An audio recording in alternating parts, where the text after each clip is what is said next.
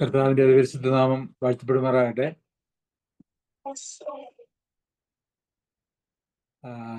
നമ്മള് കൊലോസ്യർക്ക് എഴുതിയ ലേഖനമാണ് പഠിച്ചുകൊണ്ടിരിക്കുന്നത്. അതിന്റെ 3-ാം അധ്യായത്തിന്റെ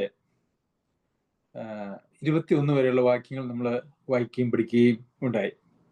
ഇന്ന് 22 മുതലുള്ള ചില വാക്യങ്ങൾ നമുക്ക് വായിക്കാം. കഴിഞ്ഞ ചില ക്ലാസ്സുകളിൽ നാം കണ്ടത് ഭാര്യമാരോടും ഭർത്താക്കന്മാരോടും ഉള്ളതായ നിർദ്ദേശങ്ങൾ, അതുപോലെ മക്കളോടും മാതാപിതാക്കന്മാരോടും ഉള്ളതായിട്ടുള്ള നിർദ്ദേശങ്ങൾ, ഇന്ന് യജമാനന്മാരോടും ദാസന്മാരോടും ഉള്ള നിർദ്ദേശങ്ങൾ, ഈ 3 വിഭാഗങ്ങളായിട്ടാണ് പൗലോസ് അപ്പോസ്തലൻ ഇവിടെ പഠിപ്പിക്കുന്നതായിട്ട് നാം കാണുന്നത്. ലോകത്തിലുള്ള മാനുഷിക ബന്ധങ്ങൾ എന്ന് പറയുന്നത് പ്രധാനമായും ഈ 3 വിഭാഗങ്ങളിൽ പെടുത്താം. പിന്നെയുള്ളത് ക്രിസ്തുവിലുള്ള സാഹോദര്യ ബന്ധമാണ്. അതിനെക്കുറിച്ചും നമ്മൾ ബൈബിളിലുടനീളം വായിക്കുന്നത് തന്നെയാണ്. എന്നാൽ മാനുഷിക നിലയിലുള്ള ബന്ധങ്ങൾ എന്ന് പറയുന്നത് ഭാര്യ ഭർത്താവ് ബന്ധം, മാതാപിതാക്കന്മാർ മക്കൾ ബന്ധം, അതുപോലെ ദാസൻ യജമാനൻ ബന്ധം. തുടർന്നുള്ള വാക്യങ്ങളിൽ ദാസൻ യജമാനൻ ബന്ധത്തെക്കുറിച്ചാണ് പൗലോസ് അപ്പോസ്തലൻ പറയുന്നത്. അന്നത്തെ സാമൂഹിക വ്യവസ്ഥിതി എന്ന് പറയുന്നത് ഇന്ന് നാം കാണുന്നത് പോലെയുള്ള വ്യവസ്ഥിതി ആയിരുന്നില്ല. ഇന്ന് അങ്ങനെ ഒരു ദാസൻ എന്നുള്ളതായ നിലയിൽ, അല്ലെങ്കിൽ അടിമ എന്നുള്ള നിലയിലുള്ള ബന്ധം ഇന്ന് ലോകത്ത് മിക്കവാറും എല്ലാം അപ്രത്യക്ഷമായി എന്നുള്ളത് നമുക്ക് കാണുവാനായിട്ട് സാധിക്കും. ഇന്ന് ജോലിക്കാരൻ അല്ലെങ്കിൽ തൊഴിലാളി, തൊഴിൽ കൊടുക്കുന്നവൻ, തൊഴിലുടമ എന്നുള്ള നിലയിൽ ഒക്കെയാണ് ആ ബന്ധമുള്ളത്. എന്നാൽ ഇതിന്റെ പ്രമാണം എന്ന് പറയുന്നത് അന്നും ഇന്നും ഒരുപോലെയാണ് ഉള്ളത് എന്നുള്ളത് നമുക്ക് കാണുവാനായിട്ട് കഴിയും. അതായത് ഒരു ജോലി ചെയ്ത് ജീവിതമാർഗത്തിന് വേണ്ടി ജോലി ചെയ്യുന്ന ആളുകൾ, ജീവിതമാർഗം കൊടുക്കുന്ന ആളുകൾ, ഇവർ രണ്ടുപേരും പരസ്പരം അങ്ങോട്ടും ഇങ്ങോട്ടും എങ്ങനെയായിരിക്കണം എന്നുള്ളതാണ് തുടർന്നുള്ള വാക്യങ്ങളിൽ നമുക്ക് കാണുവാനായിട്ട് കഴിയുന്നത്. പ്രിയമുള്ളവരെ, ഇവിടെ എല്ലായിടത്തും പൗലോസ് അപ്പോസ്തലൻ ഓരോരുത്തരോടും പറയുമ്പോൾ ഇരുപക്ഷത്തോടും വളരെ വ്യക്തമായിട്ടുള്ള നിർദ്ദേശങ്ങൾ, അവർ പാലിക്കേണ്ടതായിട്ടുള്ള ദൈവിക പ്രമാണങ്ങൾ കൊടുക്കുന്നത് നമുക്ക് കാണാനായിട്ട് സാധിക്കും. ഇരുപക്ഷത്തോടും, ഭാര്യമാരോട് മാത്രമല്ല, ഭാര്യമാർ ചെയ്യേണ്ടത് അവരും ഭർത്താക്കന്മാർ ചെയ്യേണ്ടത് അവരും, അതുപോലെ തന്നെ മക്കളോട് മാത്രമല്ല മാതാപിതാക്കന്മാരോടും, അതുപോലെ ഇവിടെ യജമാനന്മാരോട് മാത്രമല്ല ദാസന്മാരോടും, എല്ലാവരോടും ഉള്ള നിർദ്ദേശങ്ങൾ നമുക്ക് ദൈവവചനത്തിൽ കാണുവാനായിട്ട് സാധിക്കും. അതിന്റെ കാരണം എന്താണ് എന്ന് ചോദിച്ചാൽ, ഏതെങ്കിലും ഒരു പക്ഷം ശരിയാകുന്നത് കൊണ്ട് അവിടെ ദൈവികമായിട്ടുള്ള ഒരു ക്രമീകരണം നടപ്പാകുകയില്ല എന്നുള്ളതാണ്. ഭാര്യമാർ അവരുടെ ദൈവികമായിട്ടുള്ള കൽപ്പനകൾ പാലിക്കുമ്പോൾ, അല്ലെങ്കിൽ ദൈവികമായിട്ടുള്ള നിർദ്ദേശങ്ങൾക്ക് അവർ വിധേയപ്പെട്ടു എന്നുള്ളത് കൊണ്ട് ഒരു കുടുംബജീവിതം മനോഹരമായി കൊള്ളണമെന്നില്ല. അവിടെ ഭർത്താക്കന്മാരും ദൈവികമായിട്ടുള്ള വഴിയിൽ പോകുന്നവരായിരിക്കണം. അപ്പോൾ എല്ലാവരും കർത്താവിന്റെ വഴിയെ സഞ്ചരിക്കുമ്പോൾ മാത്രമാണ് ഒരു കുടുംബത്തിൽ ഭാര്യയും ഭർത്താവും, മാതാപിതാക്കന്മാർ മക്കളും, അതുപോലെ തന്നെ ദാസന്മാർ യജമാനന്മാരും, ആ ബന്ധങ്ങളെല്ലാം മനോഹരമായി തീരുന്നത്. നമുക്കറിയാം, ഇപ്പോൾ എന്ത് പറഞ്ഞാലും അനുസരിക്കാത്തതായിട്ടുള്ള ധിക്കാരികളും മത്സരികളുമായിട്ടുള്ള മക്കളുടെ അടുത്ത് മാതാപിതാക്കന്മാർ പലപ്പോഴും നിസ്സഹായരായി പോകാറുണ്ട്. അവരുടെ നിസ്സഹായാവസ്ഥ നമുക്ക് പലപ്പോഴും കാണുവാനായിട്ട് സാധിക്കും. മാതാപിതാക്കന്മാർ യോഗ്യമായി ഇടപെട്ടു എന്നുള്ളത് കൊണ്ട് മക്കൾ നന്നായിക്കൊള്ളണമെന്നോ, ഭാര്യമാർ യോഗ്യമായി കുടുംബത്തിൽ വസിച്ചു എന്നുള്ളത് കൊണ്ട് ഭർത്താക്കന്മാർ നന്നായിക്കൊള്ളണമെന്നോ യാതൊരു വക നിർബന്ധവുമില്ല. അങ്ങനെയാണെങ്കിൽ അത് വലിയ പ്രയാസങ്ങൾ ഇല്ലാതെയൊക്കെ സാമാന്യം നന്നായിട്ട് മുമ്പോട്ട് പോകാൻ കഴിയുമെന്നുള്ളത് മാത്രമേ ഉള്ളൂ. ഒരു കുടുംബത്തിൽ ഉണ്ടാകേണ്ടതായിട്ടുള്ള സ്നേഹം, ബന്ധം, പരസ്പരമായിട്ടുള്ള കൂട്ടായ്മ, ഇതിനൊക്കെ എല്ലാവരുടെയും സഹകരണം, കുടുംബത്തിലുള്ള എല്ലാവരുടെയും സഹകരണം ആവശ്യമാണ്. അത് തന്നെയാണ് ദാസന്മാരോടും യജമാനന്മാരോടും ഉള്ള കാര്യത്തിലും ഇവിടെ പൗലോസ് അപ്പോസ്തലൻ പഠിപ്പിക്കുന്നത്. ദാസന്മാരെ ജഡപ്രകാരമുള്ള യജമാനന്മാരെ സകലത്തിലും അനുസരിപ്പിൻ.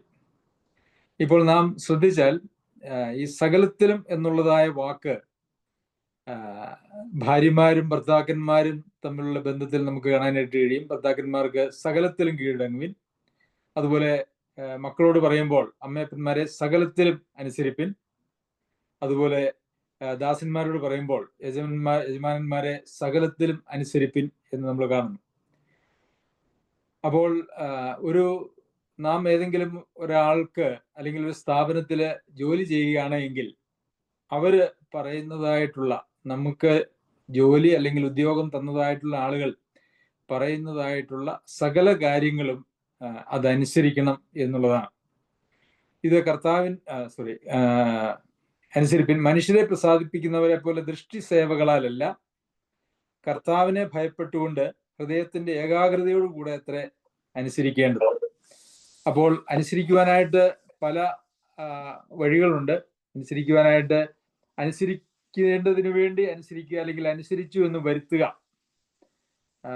അങ്ങനെയുള്ള കാര്യങ്ങളുണ്ട്. നമുക്കിപ്പോൾ ഒരു ജോലി ചെയ്യുകയാണെങ്കിൽ ആ ജോലി നമുക്ക് മാന്യവും ന്യായവുമായിട്ടുള്ള സ്പീഡിൽ ചെയ്യാം, അതല്ലെങ്കിൽ അത് നല്ല സ്പീഡിൽ ചെയ്യാം. അതുപോലെ തന്നെ അത് നമുക്ക് ഏറ്റവും കുറഞ്ഞ സ്പീഡിൽ ചെയ്യാം. ജോലി സമയം നമുക്ക് ദുരുപയോഗം ചെയ്യാം, ജോലിയിൽ നിന്ന് മാറി നിൽക്കുകയോ അങ്ങനെയൊക്കെ ഉള്ളതായ പരിപാടികളുണ്ട്. എന്നാൽ ഇവിടെ പറയുന്നത് മനുഷ്യരെ പ്രസാദിപ്പിക്കുന്നവരെ പോലെ ദൃഷ്ടിസേവകളാലല്ല, അതായത് ആളുകളെ പ്രസാദിപ്പിക്കുക എന്നുള്ളതല്ല ഒരു തൊഴിലാളിയുടെ ഉത്തരവാദിത്വം, ഒരു ദാസന്റെ ഉത്തരവാദിത്വം. ഉടമയെ സന്തോഷിപ്പിക്കുക, പ്രസാദിപ്പിക്കുക കാഴ്ചയാൽ. അതായത് യഥാർത്ഥത്തിൽ നമുക്കറിയാമല്ലോ, ചില ആളുകളൊക്കെ മേലുദ്യോഗസ്ഥന്മാർ വരുമ്പോൾ അവർ നന്നായിട്ട് പണിയും.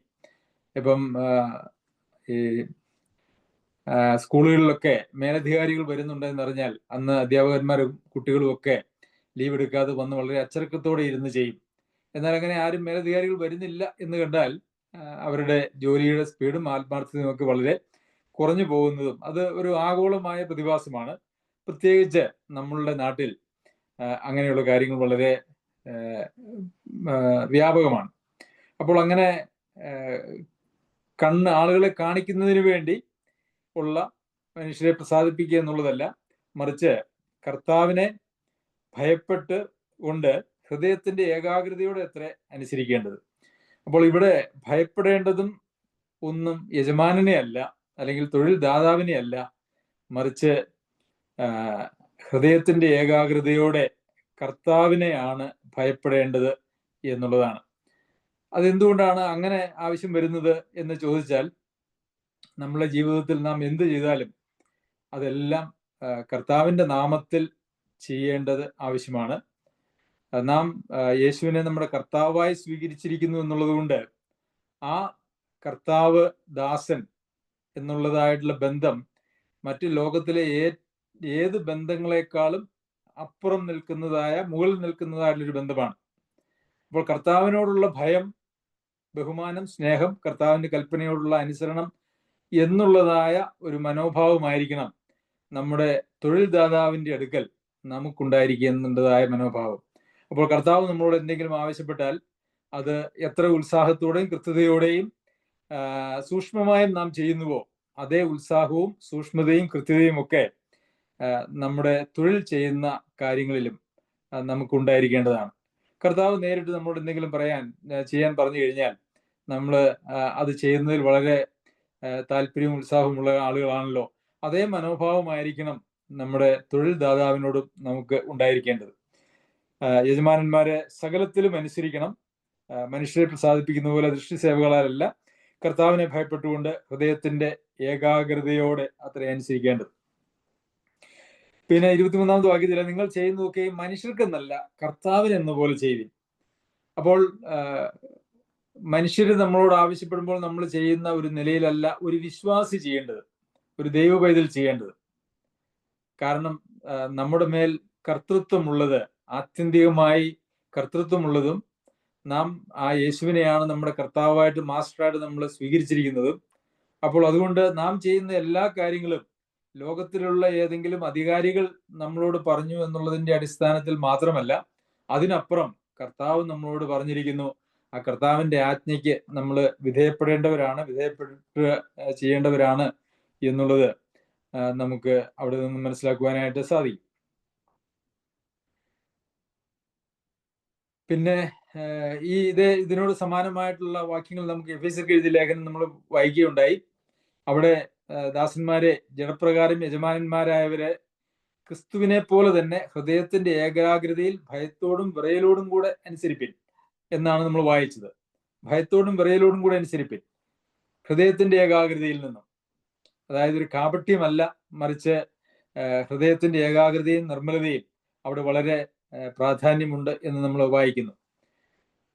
എന്നാൽ ഈ കാലഘട്ടത്തിൽ സംഭവിച്ചിരിക്കുന്നതായിട്ടുള്ളൊരു കാര്യം, പാപം മനുഷ്യനെ അത്രയേറെ പിടിമുറുക്കിയപ്പോൾ തൊഴിൽ ദാതാക്കൾക്കെതിരെ മത്സരിക്കുകയും കൊടിപിടിക്കുകയും, നമുക്കറിയാം നമ്മുടെ നാട്ടിലും ഒക്കെ ധാരാളം ആളുകൾ അവരുടെ തൊഴിൽ ദാതാവിനെതിരെ സമരം ചെയ്യുകയും തൊഴിൽ സ്തംഭനമുണ്ടാക്കുകയും അതല്ലെങ്കിൽ അനേക വ്യാപാര വ്യവസായ സ്ഥാപനങ്ങളും പൂട്ടിക്കുകയും ചെയ്യുന്നതായ ഒരു പരിപാടിയാണ്. നമുക്ക് നമ്മുടെ ഭരണഘടന അനുവദിക്കുന്ന നിലയിൽ ഉള്ളതായിട്ടുള്ള നിയമത്തിൻ്റെതായിട്ടുള്ള വഴികൾ തേടുന്നതിൽ കുഴപ്പമില്ല. അതിനപ്പുറം നമ്മുടെ മേൽ നാം ജോലി ചെയ്യുന്നതായിട്ടുള്ള ആളുകളുടെ അല്ലെങ്കിൽ നമുക്ക് ജോലി തരുന്നതായിട്ടുള്ള ആളുകളുടെ പ്രവർത്തനത്തിൽ അവരോടുള്ള അവരുടെ ആ ജോലിയിൽ നാം വളരെ നിർമ്മലതയും അത് കർത്താവിനെന്നവണ്ണം ചെയ്യുന്ന ഒരു മനോഭാവവും നമുക്ക് ഉണ്ടായിരിക്കണം. മനുഷ്യരെ പ്രസാദിപ്പിക്കുന്നവരെ പോലെ ദൃശ്യസേവയരല്ല, ക്രിസ്തുവിന്റെ ദാസന്മാരെ പോലെ ദൈവേഷ്ടം മനസ്സോടെ ചെയ്തു. അതായത് ഒരു ദൈവത്തിന്റെ ഇഷ്ടം മനസ്സോടെ ചെയ്യുന്ന ക്രിസ്തുവിന്റെ ദാസന്മാർ എന്നുള്ള ഒരു മനോഭാവമായിരിക്കണം തൊഴിൽ മേഖലയിൽ ഒരു തൊഴിലാളിക്ക്, അദ്ദേഹം ഒരു വിശ്വാസിയാണ് എങ്കിൽ അതിന് അവർക്ക് ഉണ്ടായിരിക്കേണ്ട മനോഭാവം എന്ന് പറയുന്നത്.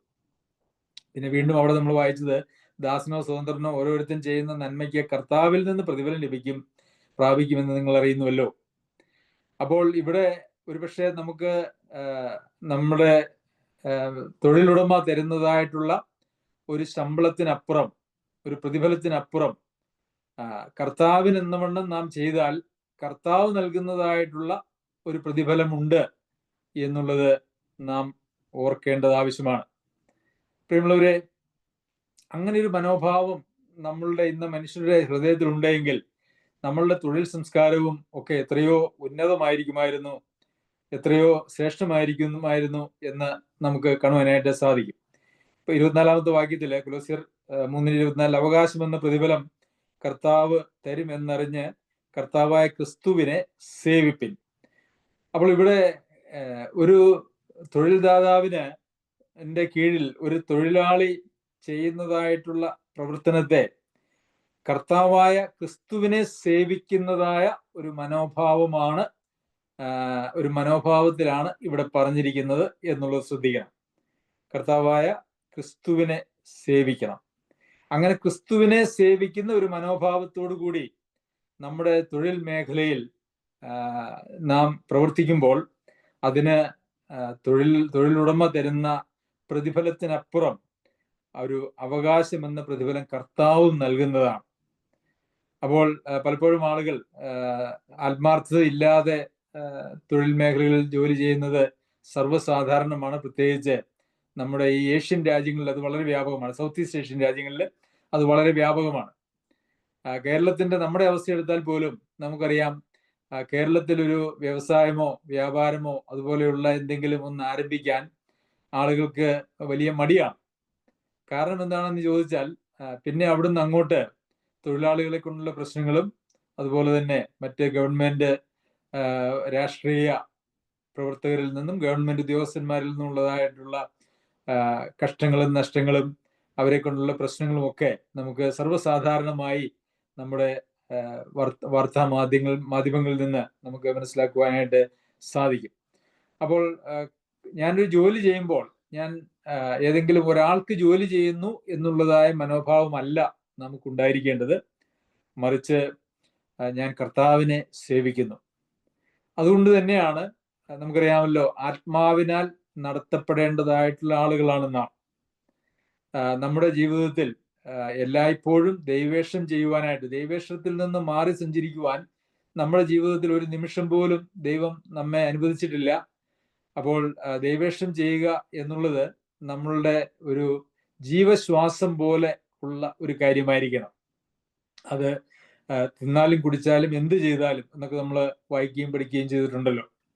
അപ്പോൾ നമ്മുടെ ജീവിതത്തിലെ സകലമാന പ്രവർത്തനങ്ങളും നിയന്ത്രിക്കപ്പെടേണ്ടത് നമ്മളുടെ ഇഷ്ടാനിഷ്ടങ്ങളുടെ അടിസ്ഥാനത്തിലല്ല, എനിക്ക് താല്പര്യമുണ്ടോ ഇല്ലയോ എന്നുള്ളതിന്റെ അടിസ്ഥാനത്തിലല്ല, അല്ല എങ്കിൽ ഏതെങ്കിലും നമുക്ക് തൊഴിൽ തന്നതായിരിക്കുന്ന ആളുകളുടെ യോഗ്യതകളോ അയോഗ്യതകളോ, അല്ലെങ്കിൽ അവർ തരുന്ന പ്രതിഫലത്തിനോ അല്ലെങ്കിൽ അവരുടെ സ്വഭാവത്തിനോ അനുസരിച്ച് നമ്മളുടെ സ്വഭാവത്തെ മാറ്റുവാനോ അതിനനുസരിച്ചോ അതിനെതിരായിട്ടോ പ്രതികരിക്കുവാനായിട്ടുള്ള ഒരു അവകാശവും ദൈവമക്കളായിരിക്കുന്ന ആളുകൾക്കില്ല എന്നുള്ളതാണ് യാഥാർത്ഥ്യം.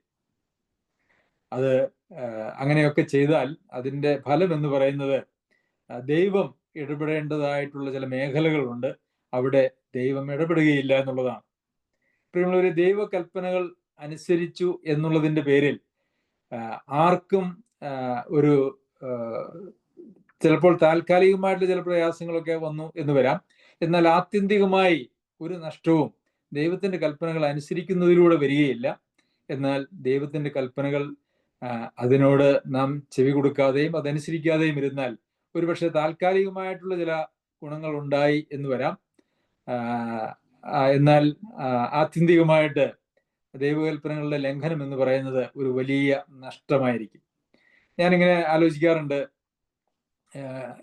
എനിക്ക് നമ്മുടെ ജീവിതത്തിൽ നമ്മുടെ മുമ്പാകെ ഉള്ള വരുന്ന കാലഘട്ടങ്ങളിൽ ദൈവം നമ്മളോട് ഇടപെടാൻ പോകുന്ന കാര്യങ്ങളൊക്കെ മുൻകൂട്ടി നമ്മളെ കാണിച്ചു തന്നിരുന്നുവെങ്കിൽ നമ്മൾ കുറച്ചുകൂടിയൊക്കെ ഭയത്തോടു കൂടി ദൈവസന്നിധിയിൽ നിലനിൽക്കുമായിരുന്നു. എന്നാൽ അങ്ങനെയുള്ള എന്തൊക്കെയാണ് നമ്മുടെ ജീവിതത്തിൽ സംഭവിക്കാൻ പോകുന്നത്, നമ്മളുടെ മക്കളുടെ ജീവിതത്തിൽ സംഭവിക്കാൻ പോകുന്നത് എന്നുള്ള കാര്യങ്ങളൊന്നും നമുക്ക് അറിയില്ല. നാം ജീവിക്കുന്ന വിശ്വാസത്താലാണ്. അങ്ങനെ ഭാവി അറിയുക എന്ന് പറയുന്നതോ അത് നമ്മളുടെ പരിപാടിയിലുള്ളതല്ല. അത് ഒരു പൈശാചികമായ ഒരു നടപടിയാണ് എന്നുള്ളത് നമുക്കറിയാം. നമ്മൾ വിശ്വാസത്താലാണ് ജീവിക്കേണ്ടത്. വിശ്വാസത്താൽ ദൈവകൽപ്പനകൾ അനുസരിച്ചുകൊണ്ട് കർത്താവിനോട് ചേർന്ന് നാം ജീവിക്കേണ്ടതായിട്ടുള്ള ആളുകളാണ്. അപ്പോൾ കർത്താവ് വാഗ്ദത്തം ചെയ്തതായിട്ടുള്ള നന്മകളൊക്കെയും വരും എന്നുള്ളത് നാം മുൻകൂട്ടി വിശ്വസിക്കുക എന്നുള്ളത് ഈ കർത്താവിലുള്ള വിശ്വാസത്തിന്റെ ഭാഗം തന്നെയാണ്. ഇവിടെ അവകാശം എന്ന പ്രതിഫലം കർത്താവ് തരും എന്നുള്ളത് അതൊരു വാഗ്ദത്തമാണ്. അപ്പോൾ തരുന്നത് എന്താണ് എന്നുള്ളത് മുൻകൂട്ടി കാണിച്ചു തന്നിട്ടല്ല നമ്മളെ ദൈവം ആ വഴിയിലേക്ക് നാം ആ വഴിയിലേക്ക് പോകുവാനായിട്ട് ദൈവം ആഗ്രഹിക്കുന്നത്. മറിച്ച് അത് നൽകുമെന്നുള്ളതായ ദൈവിക വാഗ്ദത്തത്തിൽ നാം വിശ്വസിക്കുക എന്നുള്ളതാണ്. എന്നാൽ ഒരു കാര്യം ഉറപ്പാണ്, കർത്താവ് വാക്കുമാറാത്തവനാണ്, വിശ്വസ്തനാണ്. ഒരുപക്ഷെ തൊഴിലുടമ അവിശ്വസ്തത കാണിച്ചേക്കാം.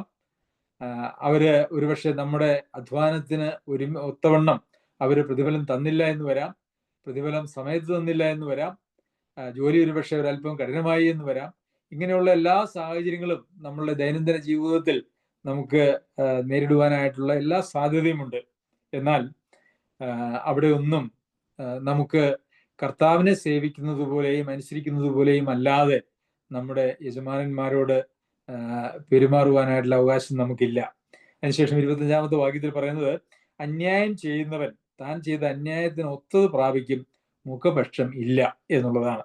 അതായത് കർത്താവായ ക്രിസ്തുവിനെ സേവിക്കുന്നത് പോലെ സകലത്തിലും ഭയത്തോടും വിറയലോടും കൂടെ തങ്ങളുടെ യജമാനന്മാരെ സേവിക്കുന്നതായിട്ടുള്ള ഒരു മനോഭാവം ഇല്ല എങ്കിൽ അതിനെ അന്യായം ചെയ്യുന്നവൻ എന്നാണ് അതിനെക്കുറിച്ച് പറയുന്നത്.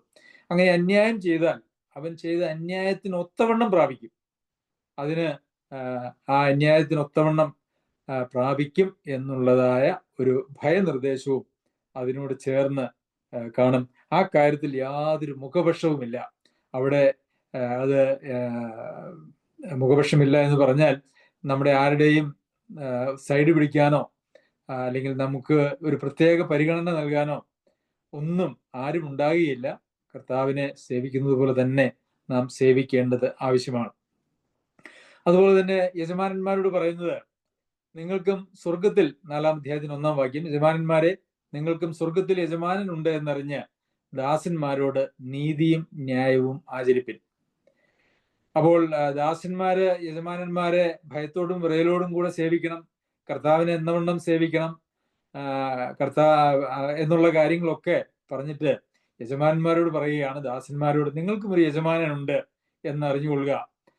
അപ്പോൾ യജമാനന്മാരായിട്ടുള്ള ആളുകൾ തങ്ങളുടെ ദാസന്മാരോട് നീതിയും ന്യായവും ആചരിച്ചില്ല എങ്കിൽ സ്വർഗത്തിലുള്ളതായ യജമാനനും അതേ നിലയിൽ നമ്മളോട് ഇടപെടാൻ സാധ്യതയുണ്ട് എന്നുള്ളതായ ഒരു മുന്നറിയിപ്പാണ് ഇവിടെ യജമാനന്മാർക്ക് കൊടുക്കുന്നത്. യജമാന്മാരെ, അവരുടെയും നിങ്ങളുടെയും യജമാനൻ സ്വർഗത്തിലുണ്ടെന്നും അത് എഫേസ്യർക്ക് എഴുതിയ ലേഖനത്തിലാണ്. അവന്റെ പക്കൽ മുഖപക്ഷമില്ല എന്ന് പറഞ്ഞുകൊണ്ട് അങ്ങനെ തന്നെ അവരോട് പെരുമാറുകയും ഭീഷണി വാക്ക് ഒഴിവാക്കുകയും ചെയ്യും. അപ്പോൾ ഇവിടെയും നാം കാണുന്നത് ഏതൊരു ബന്ധത്തിലും ആ ബന്ധത്തിന്റെ ക്രമമായ ആരോഗ്യപരമായിട്ടുള്ള പോക്കിന് അതിൽ ഉൾപ്പെട്ടിരിക്കുന്നതായ എല്ലാ ആളുകൾക്കും ഉത്തരവാദിത്വമുണ്ട്. ഒരു കുടുംബത്തിൽ ഭാര്യ ഭർത്താവ് ബന്ധത്തിൽ ഭാര്യമാർക്ക് മാത്രമല്ല ഭർത്താക്കന്മാർക്കും ഉത്തരവാദിത്വങ്ങളുണ്ട്. മാതാപിതാക്കന്മാർ മക്കൾ ബന്ധത്തിൽ അത് മക്കൾക്കോ മാതാപിതാക്കന്മാർക്കോ മാത്രമല്ല, ഇരുവർക്കും കൂട്ടായ ബന്ധം ഉത്തരവാദിത്വം അവിടെ ഉണ്ട് എന്ന് നമുക്ക് കാണുവാനായിട്ട് കഴിയും. അതുപോലെ തന്നെ ദാസന്മാരും യജമാനന്മാരും തമ്മിലുള്ള ബന്ധത്തിലും അവിടെ രണ്ടു പേർക്കും ഉത്തരവാദിത്വങ്ങളുണ്ട്. ദൈവവചനത്തിൽ എത്ര മനോഹരമായിട്ടാണ് ഇങ്ങനെയൊക്കെ ഈ കാര്യങ്ങളെയൊക്കെ അവതരിപ്പിച്ചിരിക്കുന്നത് എന്ന് നോക്കിയാൽ, കർത്താവ് ഇവിടെ പറഞ്ഞ് 2 ലേഖനത്തിൽ കർത്താവ് ഉപയോഗിച്ചിരിക്കുന്ന ഒരു പദമാണ് പൗലോസപ്പസ്തോലനിലൂടെ ദൈവാത്മാവ് ഉപയോഗിച്ചിരിക്കുന്ന ഒരു പദമാണ് മുഖപക്ഷമില്ല എന്നുള്ളൊരു കാര്യം. ഈ കാര്യത്തിലൊന്നും ദൈവം ഒരാൾക്കും അനുകൂലമായിട്ടോ പ്രതികൂലമായിട്ടോ അന്യായമായിട്ടോ ചെയ്യുകയില്ല. യജമാനന്മാർ നീതിയും ന്യായവും പാലിച്ചില്ല എങ്കിൽ അവർക്കും ഒരു യജമാനൻ സ്വർഗത്തിലുണ്ട് എന്നുള്ളത് മനസ്സിലാക്കാതെ കഠിനമായിട്ടാണ് ഭീഷണി വാക്ക് ഉപയോഗിച്ചുകൊണ്ടാണ് ദാസന്മാരോട് ഇടപെടുന്നതെങ്കിൽ അതിനനുസരിച്ചിട്ടുള്ളതായ ഒരു ദൈവിക ഇടപെടൽ അവരുടെ ജീവിതത്തിൽ ഉണ്ടാകും.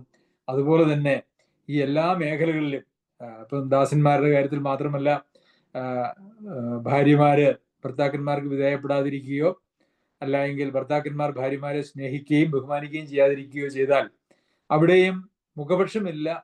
ദൈവം വളരെ ശക്തമായി ആ കാര്യങ്ങളിൽ ഇടപെടും. അതുപോലെ മക്കളും മാതാപിതാക്കന്മാർ തമ്മിലുള്ള ബന്ധത്തിലും മാതാപിതാക്കന്മാർ മക്കളോടുള്ള ബന്ധത്തിലും ഒക്കെ ദൈവത്തിന് യാതൊരു മുഖപക്ഷവുമില്ല.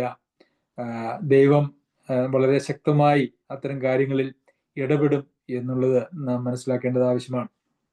പ്രിയമുള്ളവരെ, നാം ദൈവവചനം ഇങ്ങനെ പഠിക്കുന്നത് നമ്മളുടെ ജീവിതത്തിൽ ഈ വചനമൊക്കെ നമ്മളുടെ വിശ്വാസമായി പരിണമിച്ചിട്ട് നമ്മുടെ വിശ്വാസത്തിൻ്റെ ആ തലം വളരുമ്പോൾ, വിശ്വാസത്തിൽ ആരോഗ്യമുള്ളവരായി തീരുമ്പോൾ ഇതൊക്കെ നമ്മുടെ ജീവിതത്തിൽ നിന്നും സ്വാഭാവികമായിട്ട് ഉളവാകുന്നതായ കാര്യങ്ങളാണ്.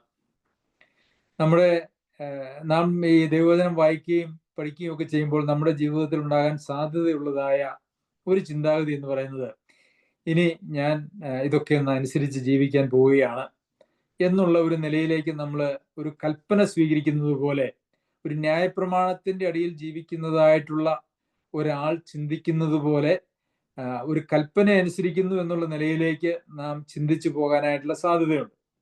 അങ്ങനെ നാം ചിന്തിച്ചാൽ ആ ശ്രമം നമ്മളുടെ ജഡത്തിൽ നിന്നുള്ള ഒരു ശ്രമമാണ്. നമ്മളുടെ ബാഹ്യമായിട്ടുള്ള നമ്മുടെ ദേഹിയിൽ നാം പല കാര്യങ്ങളും തീരുമാനിച്ച് നടപ്പാക്കാൻ ശ്രമിക്കുന്നത് പോലെ ചെയ്യുന്നതായിട്ടുള്ള കാര്യമാണ്. അത് പൂർത്തീകരിക്കുവാൻ നമ്മളെ കൊണ്ട് ഒരിക്കലും കഴിയുകയില്ല. എന്നാൽ ഇത് നമ്മളിൽ വ്യത്യാസം വരുത്തേണ്ടത് നമ്മളുടെ ഉള്ളത്തിലാണ്. നമ്മളെ ദൈവേഷ്ടത്തിന് വേണ്ടി നമ്മെ സമ്പൂർണമായി സമർപ്പിക്കുമ്പോൾ ദൈവം തൻ്റെ ആത്മാവിനാൽ നമ്മുടെ ജീവിതത്തിൽ ഈ മേഖലകളിലൊക്കെയും ദൈവേഷ്ടപ്രകാരം ജീവിക്കുവാൻ നമ്മെ ശക്തിപ്പെടുത്തും. അത് അങ്ങനെയാണ് യഥാർത്ഥത്തിൽ ഒരു വിശ്വാസിയുടെ ജീവിതത്തിൽ രൂപാന്തരവും വ്യത്യാസവും വരുത്തുന്നത്. അതല്ലാതെ ഈ പ്രസംഗം കേട്ട് തീരുമാനമെടുത്ത് ഒരാളും ഇന്നുവരെയും നന്നായിട്ടില്ല. അങ്ങനെയെങ്കിൽ ന്യായപ്രമാണം തന്നെ ധാരാളം മതിയായിരുന്നു. ന്യായപ്രമാണം കൊണ്ട് ആർക്കും നന്നാകാൻ കഴിഞ്ഞില്ലല്ലോ. കാരണം ന്യായപ്രമാണം പുറത്തു നിന്നുള്ളതായ ഭീഷണികളാണ് യഥാർത്ഥത്തിൽ കൊടുക്കുന്നത്. അനുസരണത്തിന് അനുഗ്രഹവും അനുസരണക്കേടിന് ശിക്ഷയും പറഞ്ഞുകൊണ്ടാണ്. ആ ഒരു നിലയിലല്ല ദൈവവചനത്തോട് നാം സമീപിക്കേണ്ടത് എന്നുള്ളത് നാം ഓർക്കണം. അങ്ങനെ സമീപിക്കുന്ന ഒരു സംവിധാനമാണ് ഇന്ന് ലോകത്തെല്ലായിടത്തും ഉള്ളത്. അതുകൊണ്ട് തന്നെ ക്രിസ്തീയ ജീവിതത്തിന്റെ മഹത്വവും മഹാത്മ്യവും അതുപോലെ തന്നെ ആത്മീയ വളർച്ച, രൂപാന്തരം എന്ന് പറയുന്നത് ഇന്ന് ആളുകൾക്ക് ഒട്ടും മനസ്സിലായിട്ടില്ല, അനുഭവിക്കുവാനായിട്ട് കഴിയുന്നില്ല എന്നുള്ളത് തന്നെയാണ്. അപ്പോൾ ഇത് നമ്മുടെ വിശ്വാസമായി പരിണമിക്കുക. നാം കൂടുതൽ നമ്മെ തന്നെ താഴ്ത്തി ദൈവകൃപയ്ക്കും ദൈവേഷ്ടത്തിനുമായിട്ട് സമർപ്പിക്കുമ്പോൾ, ആ ദൈവേഷ്ടത്തിനായിട്ട് നാം സമർപ്പിക്കുമ്പോഴാണ് ദൈവം നമ്മളിൽ ചെയ്യുന്നതായിട്ടുള്ള പ്രവൃത്തിയുടെ ഫലമായിട്ടാണ് ഈ മേഖലകളിലെല്ലാം നമുക്ക് വിജയം വരിക്കുവാനും രൂപാന്തരപ്പെടുവാനും സാധിക്കുന്നത്. സർവശക്തനായ ദൈവം നമ്മെല്ലാവരെയും ഈ മേഖലയിൽ സഹായിക്കട്ടെ. അവന്റെ അതിപരിശുദ്ധ നാമം വാഴ്ത്തപ്പെടുമാറാകട്ടെ.